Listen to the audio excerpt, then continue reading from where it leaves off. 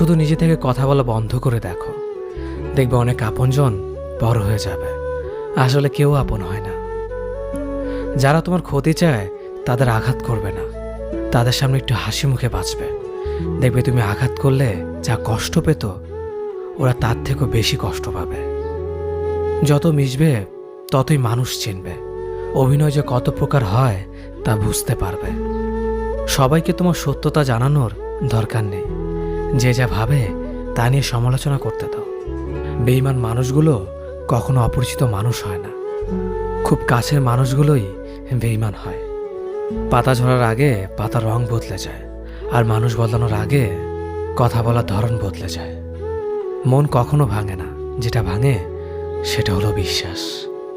কেউ যদি তোমার সাথে কথা বলা বন্ধ করে দেয়, তাহলে বুঝে নিও তোমার পিছনে তারা তোমার নিন্দা করা শুরু করে দিয়েছে।